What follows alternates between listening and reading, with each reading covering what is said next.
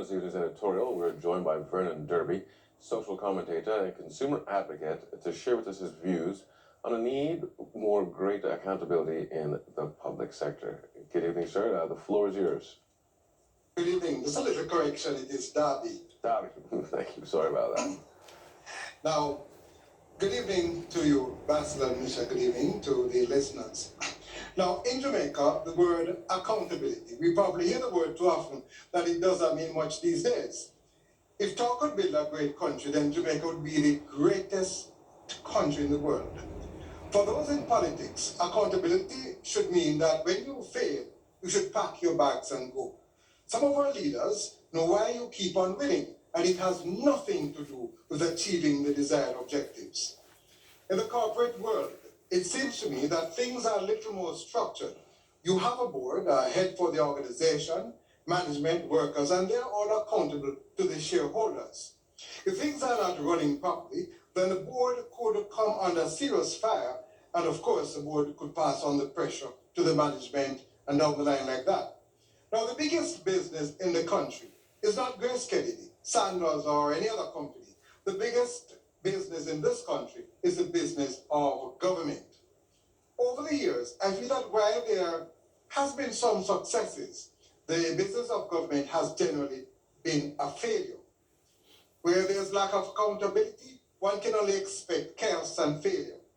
Notwithstanding the performance of governments over the years, the Jamaican people are very resilient, and they have survived.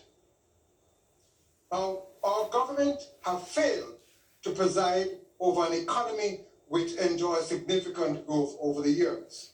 For many years, we have had to be in bed with the IMF, and the IMF has been blamed for many of our trials and tribulations.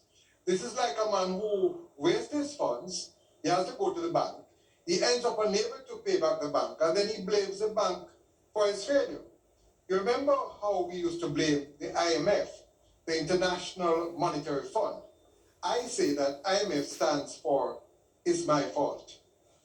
As a people, we have not held ourselves accountable for the mess that we are in. We blame others. At the head of the country, we have the Governor General.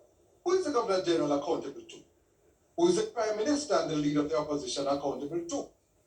Who elected them? Who elected the senators in the upper house? And who do they speak for? Who are they accountable to? There are 63 members of parliament in the house, and we can ask a similar question. Who are these MPs accountable to? The people of this country, who are they accountable to? We drive on the roads, and anyhow we feel, we let us drive. We collect hundreds of tickets, and nothing. We have been murdering over 1,000 persons per year for many years, and no one seems to be able to deal with this problem. Many MPs behave as if they own the country. They go to the House of Parliament, and they make and they change laws. I wonder how many MPs consult with their constituents before they debate a bill in the House. How many of them go to their constituents and tell them about their plans for their constituencies? When it comes to the public sector organizations, I believe that this is where the challenge is. I understand that many public sector organizations have not presented their audited accounts to Parliament for several years. Have you heard of any public sector head being asked to pack their bags and go because their audited accounts have not been presented? Accountability means that we manage our objectives, managed by objectives, and when these objectives have not been met, then those who are responsible for these objectives not being met should pack their bags and go. We hear about the man who steals a few akis, and he had to pay dearly for that offense. When last have you heard of any public sector head or top management staff in that sector having to spend some time in Her Majesty's Hotel for breaching the Financial Administration and Audit Act? I wonder how many public sector organizations are sending in their quarterly reports. If they have not been sent in, then what action has been taken against them? We have set up bodies like the Integrity Commission, and I believe that this is a waste of time. That commission is just providing work for people. We need no Integrity Commission. When an official is suspected of committing an offense, then we have an investigation and we have a private, independent prosecutor deal with the matter, and that official should be hauled in front of the courts.